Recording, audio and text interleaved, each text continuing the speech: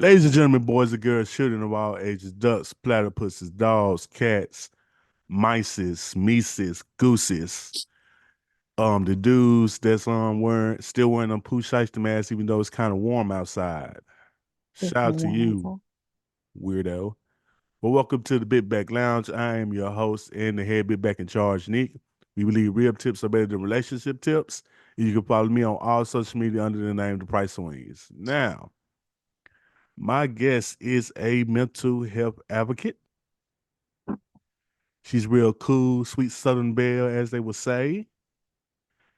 And I would like you all to meet Arin. Arin, how you doing? I'm doing amazing. Hola. It's my little Good with you, Spanish Lola. take on things. Yeah, I see. So when it comes to mental health, what do you do when it involves that? What is your career field? So I advocate for mental health in any form, any fashion, whether it be, for whoever, children, adults. Right now, I currently work in the senior field with seniors and elderly. So that's my current focus. But I'm always focused on mental health in any aspect. I mostly find placement for patients with mental health disorders or disabilities. Placement for after they've had some type of like surgeries or hospital stays, or pretty much just anybody that needs assistance in the community. Okay, so how many mental health places are there in the area where you live at? So I actually just semi relocated to California, so this is a new Hmm. area for me. So I'm just kind of getting my footing here. This is going to be definitely different from Houston, where I just left. But in Houston, there are quite a few. There's actually, Okay. for the mental health community, it's actually a really big community in Houston. Very easy to find um, care. It's very easy to find placement. All types of resources for people with mental health disorders and disabilities. So what do you think is the biggest misconception when it comes to mental health? That it doesn't exist. Hmm. That it's not real. Mm-hmm. Um, we a lot of times, I feel like social media has kind of made it cute, for people to say like I'm depressed or I have anxiety or ADHD. So I As well think the bipolar. it's bipolar, right? Right. Hmm. It's been like a joke in these recent years, but I do feel like we don't take it as serious as we should. I feel like the way that it actually affects us shows up in our everyday life. And I think we kind of brush it under the rug sometimes as if it were something else. Like we label it as other things. A lot of people like to say they're overwhelmed, or they may say something like they're overstimulated, those types of things, which those all fall in line. But I feel like we just don't take it serious enough. I feel like it's kind of like it's like a jig. It's like a A little joke light, for us. yeah, a little joke Really, like type it's a lot of thing. light banter around it, and sometimes it really does affect people. So I feel like, by us joking so much about it, when it actually does affect someone around us, we are so shocked. We're always like, oh my Right. God, I had no idea, but the signs were there long before. Yeah, I think people don't realize mental health is important until one of their loved ones is having a mental health crisis. Yes, I when would it's too say. late. Exactly. Yeah, man. But I appreciate you doing this service because it's a great thing and it's a very hard job working in mental health as well. So I applaud you for being in that field and helping the people. Of course, that's what I'm here for. Now, let's get to the food. Mm, You were my type of recently party. you lived in Houston, correct? Yes, And you moved there from Memphis, right? right. So let me ask you this first question. What was the food culture shock when you moved from Memphis to Houston? The wings. Ooh, So when I left Memphis, I pretty much ate everything. Beef, pork, chicken, you name it. Circle B, everything. When I got to Houston, we have such heavier southern flair to our food than in Houston. They have a really they're listen, they got some good food, but definitely it was culture shock for wings for me. mm. And I tried so many different places there. I mean, I tried to fix it up, add lemon pepper sprinkles. ask for them some fried and crispy. It just is not the same. It's never the same. Okay. It's Oh, never okay. the same at all. All right. So, what are the places you tried down there in Houston? Um, so when I originally got to Houston, this was 2014. Mm-hmm. The wing culture was very slim. So you had places in Houston like of course we had a place like called Brew Wings, which is kind of it has like a Mexican flair, but you can get your wings fried crispy. This is back in the gap. Mm-hmm. Now, moving forward, like around the start of like 2018, 19, 20, we did start having a lot like there were better wings there at restaurants. You can go to different places. There's Lotus had decent wings, which is actually a seafood place, but they had good fried wings. So a lot of the Asian places were where you're gonna get your good wings in Houston. Wow. That I had to they fry them crispy, the sauce is hidden. Now you're not gonna get no honey hot with lemon pepper sprinkles, but the wings are solid. I will say that. Now, given the fact that I stopped eating chicken a Mm. while ago, I did the whole pescatarian thing. I did miss out on a lot of good wing spots in Houston that were up and coming. So Okay. I feel like because of that, I didn't get the full effect. But when I first got there, no, sir. No. I Wow. miss Memphis Okay. so much. I was going home like twice a month to get me to get wings and food in general. I will say that. Okay. Um, did you have any? Hold on. Excuse me. When it comes to living in Houston, Houston's pretty spread out. So, did you have a particular time that you would not, a particular time limit that you would not go get some food? All the time. Houston is the traffic to me is a traffic capital. Okay. So I really enjoy everybody goes to Houston for Sunday brunches. The Sunday thing in Hmm. Houston is a big thing. But Saturdays during the daytime is the best time for me to go and get food. The worst Okay. time, anytime during the week between the hours of 3 and 7. It's the worst time. Oh, I It's the saw worst that. time because Houston is very listen, the traffic is something I'm Serious. traumatized. I'm traumatized. Okay. I'm traumatized. Yeah, that's why That's when I was in Houston, I was like, I'm just gonna stay around the area and get some happy hour. I'm not going no 30 minutes away you and get stuck in traffic everything to is be an 30 extra minutes. 30 Everything, minutes. yes. Yes. A whole Everything is hour. 30 to 45 minutes for some food. Although Yeah. I will say there are some places in Houston that will it's worth it, but Right, still, right, right. but still. Still. Okay. Since we brought up brunch, what do you think are some brunch do's and don'ts when it comes to Houston? So let me give you my Houston spiel, okay? Uh-oh. When I first moved to Houston, brunch had just started to become a thing. So we did Mm-hmm. not have hookah in every spot. It was the food. I mean, there was unlimited mimosas. We could never do that now. In 2024, you cannot get unlimited mimosas in Houston, Texas. If you have them, I advise you to no. But when I first got there, it was a really big brunch. Like the brunch culture was just really coming into play, and you had unlimited mimosas. You didn't have hookah everywhere. The music wasn't blasted all over the place. Back then, in my 20s, yes, that's what I wanted. I looked for those places. But as I started to get older, I see people all the time on Twitter and the internet say stuff like, "I don't want twerk win over my waffles." I feel you. Okay, I think I, I think we have in the city of Houston, Texas, every spot that you go to. There are some that are very reserved. I will say that one thing about Houston is very diverse. So you can get your brunches where the food is the focal point, and you can also get your twerk wing brunches where it's flying over everything. My Balance. don'ts would definitely because I'll say this: Houston got this whole spiel where everybody started to open up these like brunch spots, and the food went down. So everybody Mm-hmm. was doing like the lamb chops, the chicken and waffles, the fried lobster tail, and it all was very mediocre. So I started feeling like we were focused more on the vibes and less on the brunch. And I'm a junior big back. I like to eat. Okay. I enjoy my food. So because of that, I could never really get into the brunch culture anymore.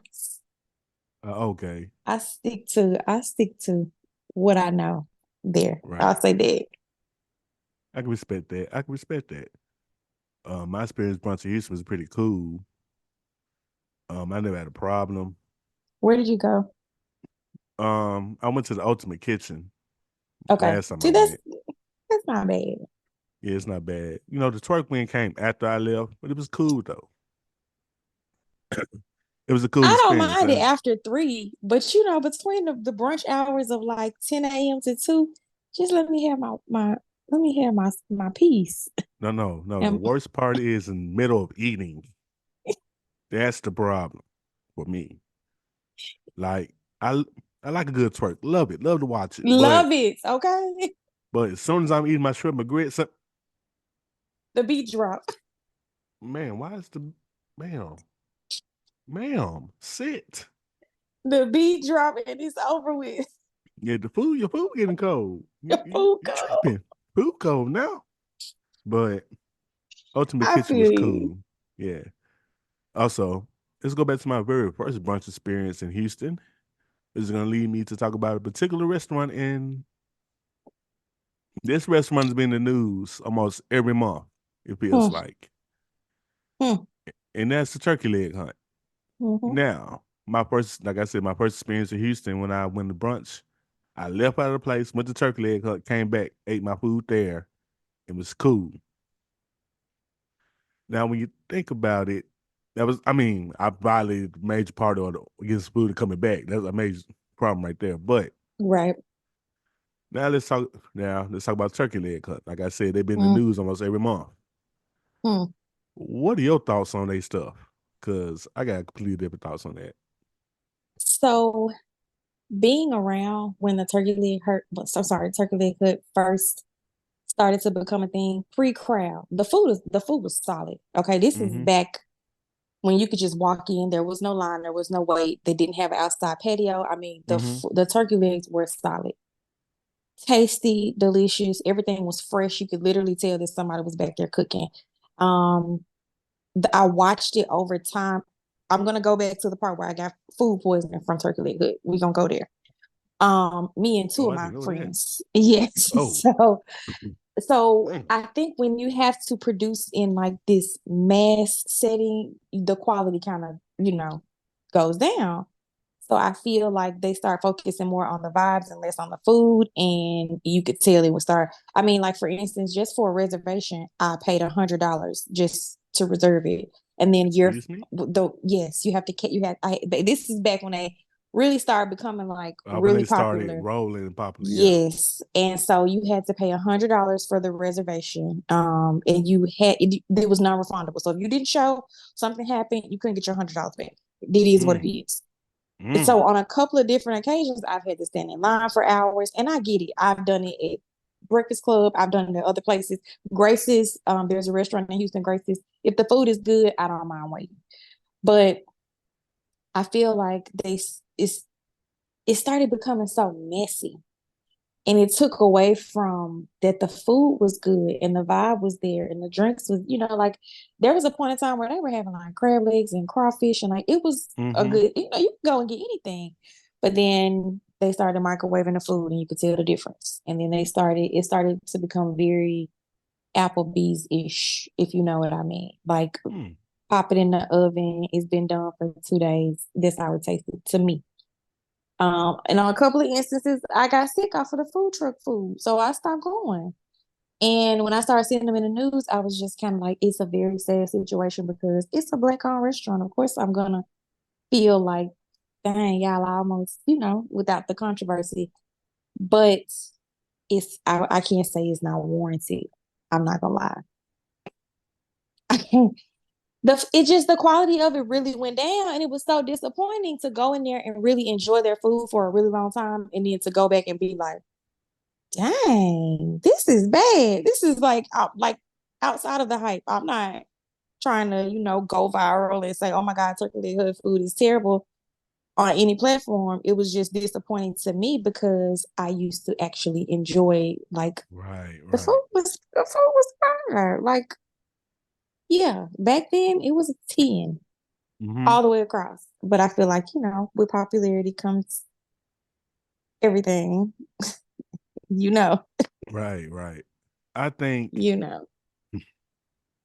when they do a documentary on them, the rise and fall of the turkey leg hut, it's gonna be interesting because I seen the rise. I was there for the rise. Like I went Mm-hmm. twice. I was like, oh, it's fire right here. Okay.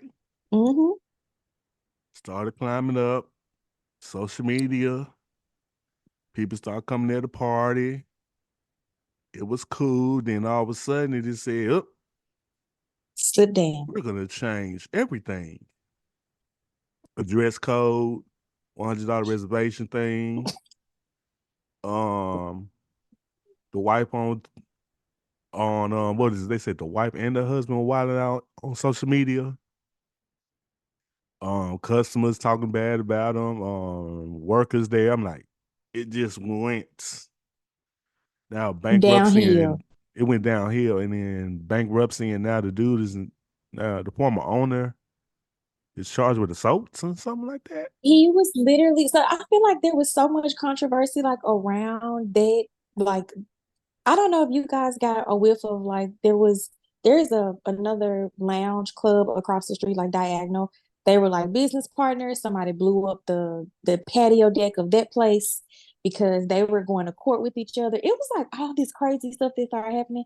And I really feel like it took the focus off the food. And when I tell you the disappointment I had, because like you said, it was way up there. And It then was way up there.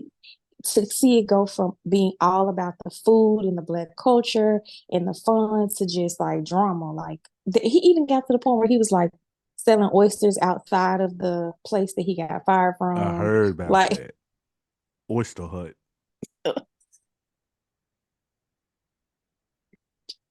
Bro, you couldn't think of another name. I guess he that was said, that I'm was the best totally, name you had, the Oyster Hut. Like, that is the level of petty. Listen, when I tell that's some you petty. that, That's some petty. Oh, that's some petty. I'm gonna tell you how petty that is to literally be like, I built this brick by brick. I'm taking this with me. I'm It's like taking this with me. like I said, it's something new every month with them. So And you that can't is even focus on crazy. the food. You literally can't even focus on if the food is good or not, or if they're maintaining their popularity based on people coming and visitors. You can't even think about that because it's literally, and I don't even think y'all get to see like everything that's happening. Like it's always in the Houston media, like No, always. like I got family down there, so they hit me up and say, "Oh, look at this." I'm like, "What?" Yes, I yes. said, "A fire? What is a A fire fire. doing? But I have this is like What some is death row records. what This is is bar literally 50? What does bar 50 got to 50 do with 15. this? I like 50-15. What's I going do on? too. I love that's like a solid place for Sundays in Houston. Right, And for it to go down like this and to be watching these people like back and forth, this is just blows my mind. right. It literally Side blows my mind. side note, I did get a lap dance at 50-15 during brunch. I bet you did. Look, Great. 5015 was my first like definition of Sunday fun day in Houston Right, right. because you know how it starts. You know how it ends. And I literally, that was the first place I ever went to. They didn't sell Hennessy, but they sold Remy. So they did like these Remy Hmm. mimosas. My God. Right, right. I feel you. Now, since we get off the hut, the hut, gonna play a game of overrated, underrated. I got three things. You tell me if they're overrated or underrated. You ready? Ooh, I'm ready. Overrated or underrated? Avocados. Underrated. I can do some Why? things with avocados. Avocados just gives everything that fresh, season them. That's all I would say. And most people just eat them, just regular. If you just add just a little bit of salt and a little bit of pepper, it goes a long way. Mhm. Definitely Right. underrated. Underrated. Definitely. Are you Avocado. not an avocado person? I like avocados. Oh, please. Okay, good. Listen, I'm not gonna slander them. I'm not gonna slander that. thank you. No avocado slander will be tolerated. None whatsoever. All right. Overrated, underrated. Cheesecake. Underrated. It's my fave. I'm a sucker. Plain cheesecake, strawberry cheesecake, what It you don't name matter. it. It You don't there matter. I'm trying it at least once. at Yes. least once. At least once. Yes. All right. Underrated for that. Last one. Overrated, underrated. Chili cheese fries. Oh God, overrated. Mm. Overrated. Explain that. So, Explain. you know, lately I have been very into like just plain good, simple fries, like just nothing on them. A Mm. little, not too much. So I feel like chili cheese fries kind of do the most. You can't really tell if the fries are good or not. It's just Mm. like the chili is kind of makes the whole dish. It's a lot going on. I'm a simple girl. Mm. Never Yes. thought of it Now like that. I will say this. Unless you're doing like carne asada fries where you got a little bit of everything on there, Right. that's different. But just chili and cheese, no. Right. So you just want more like chili, cheese, onions, Make it something an like that. entree. Make it an entree. Okay. You know, That makes even though I sense. call entrees snacks sometimes, but make it an entree. Okay. Make it an entree. Now, before we depart, now, what is a restaurant that everybody hyped up and you tried it and you was like, man. So basically, what is your all hype restaurant? Uh, all hype restaurant, Houston edition, or just across the Houston board. or wherever across the board? Uh, all hype restaurant, Houston edition would have to be Gatsby, Mm, and I say that for multiple reasons. okay. The ambience, amazing. 10 out of 10. You get champagne when you walk in the door. The music is nice. It's very low. But um the food, it didn't. I'm a foodie girl. I like fish. I'm pescatarian. I've been Hmm. pescatarian since 2019. So you can't really pull the wool over my eyes when it comes to fish or fishy foods or shrimp. And I just feel like the fish needed a little more something, especially for it to be like $58 for a Chilean sea bass. Yes, and I think I feel like for me the Mm-mm. $58 for the Chilean sea bass, not to mention the size were like $22 a piece. We're not even going to go there. This was literally a $300 date for myself, and I'm literally not joking. Okay, so I think that's why. Hit my chest kind of hard with that one. Hit my chest kind of hard. I think that is why, like yeah, I feel like it just didn't give me what I needed it to give me. But people love it. I know that people say that the brunch is a lot better than the dinner. I was Mm. headed to brunch. It got late, so I didn't get to go. But I will say that the crusting, just simple stuff for it to be a 5-star meal. $58 is about that, but that is just for a piece of fish. Like, come That's on, disrespectful. that's disrespectful. That's disrespectful right there on both ends to me and my pockets. And I just feel like it was, it wasn't good at all. And then, them closing down was, yeah, Mm. that was my overhype. Yeah, Mm. that did it for Interesting. me. Yeah. Everything else in Houston, I can find something on the menu that was pretty decent. But I feel like going there and spending that amount of money, it was very hyped up. And I only went because of like word of mouth, because other people were like, oh, it's so good. You should try it. It's like, the thing to do. And it just fell short for me. Mm-hmm. No, Sad. sad. And they closed. So I must have Yes. been right. Yes, Must being have been Houston. right, guys. Take my word. All right. All right. Since I mean you're a pescatarian, you just said that. Yes. So what are your top three fishes since we're here? I am a Chilean sea bass girl. I really love the flakiness when it's actually seared on the outside and kind of medium fleshy on the inside. I love, love, love it.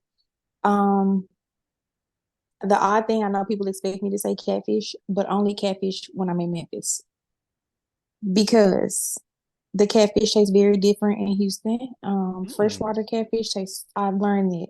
Listen, it has a Oh, it is dirty different. taste. Like It's it's very different. different. The freshwater is so good and flaky and doesn't have that like really, gritty taste to it. Mm-hmm. So I did learn that. But my second favorite will probably have to be snapper. I am a snapper girl. I Mm. love blackened snappers. That is, and I'm a tuna. I love seared tuna. That's probably not my number one. If you can, anything, raw fish is my fave. I know that sounds crazy, but raw fish is Mm. top tier for me. Seared tuna, crusted on the outside, medium rare, even rare. I will eat. I just love tuna in any type of way. You give it to me, I'm going to eat it.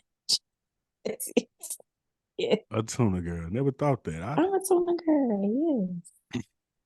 I eat Chilean tuna sea bass, I and believe that one. I believe that mhm. one. But I was not thinking tuna. Only if it's Mm. like seared tuna, blackened seared tunas, things like that. Spicy. I love spicy tunas. Mostly just when it's medium rare raw. That's my number one top tier chef's Okay. kiss. And Okay. don't knock it till you try it. Do that. Do that. At least try it once before you knock it. I'm telling you, top it with some caviar, and you are. Oh, you rich, rich. Okay. No, I just like seafood. I love fishy foods. I love listen. So have you tried shark?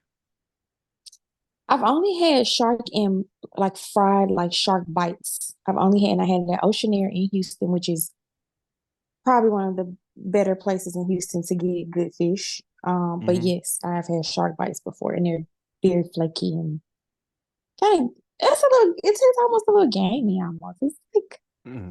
Yeah, it's flaky. I know yeah, it for sure. It's flaky. yeah. I had it with some jollof. Very Mm, flaky. very. Yeah. Shout out to Um, Nigeria. okay, Jollof rice. I'm a Jollof rice girl. Yeah, I still try. I'm trying to settle the jollof, Ghanaian beef with jollof. It's Jollof all the way. I'm trying to figure that out. Which one is better? But Jollof. it don't matter. It don't matter. Living in Houston, I'm going to say Jollof. That's the Nigerian. Listen, they there. Okay. They did. But I would like to thank you, Aaron, for joining me here in the Big Back Lounge. You've been real cool. I just felt like I knew a foodie in Houston somewhere, and it was you. That's Like, me. yeah, and now going to what part of California are you in? So, actually, right now, I'm right outside of Long Beach. I'm in Hawaiian Gardens.